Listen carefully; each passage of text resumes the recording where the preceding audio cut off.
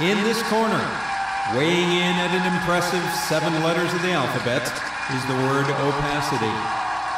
And in this corner, the challenger, weighing in at only 4 characters, the welterweight, Phil. All right, enough of the fun. What is the difference between these two? Let's start with an example. If I go to the word opacity, which is in a separate layer, and here's the opacity setting right here, and drag, I think you know what's going to happen.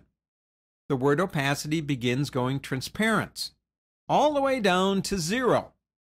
Have you ever wondered why there's a 0 opacity? Think about that. Before fill, there wasn't.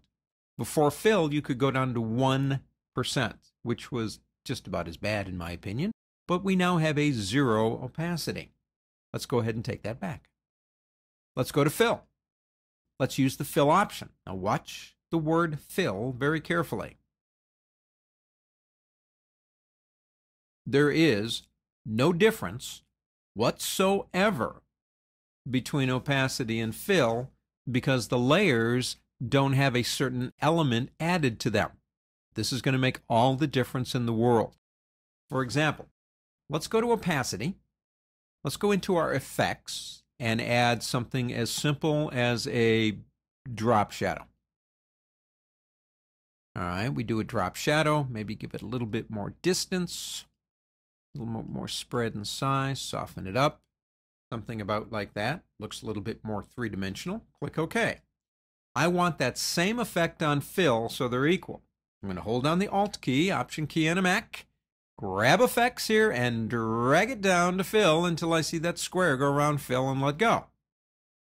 We now have the effect applied to both. We can click this button right here if we don't want to see it, but it'll still be there. Now, look at the difference between opacity and fill. We'll start with opacity. Come up here. Nothing different. It's exactly the same. All the way to 0. Let's give it a little bit of weight here so we can see it a little bit more. Watch when I go to fill now and change fill.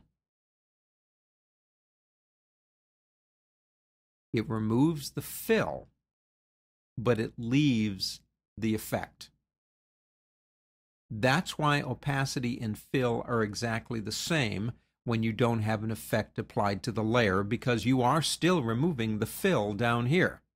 But for all the world, that looks like this part right here is sitting further away than this one. It's up in the air, if you will.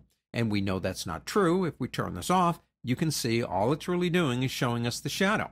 If we pick up our move tool just to move it, you can see indeed it is just looking through. But our minds, which are conditioned to see things in a three-dimensional world, see something like this in a two-dimensional world, begin to make an assumption that that word is being lifted off of that page. Opacity and fill. If you don't have an effect applied to the layer, there's really no difference between the two. But when you apply a fill and you reduce it, if it has an effect applied, it will remove the fill but leave the effect. That's the difference between opacity and fill.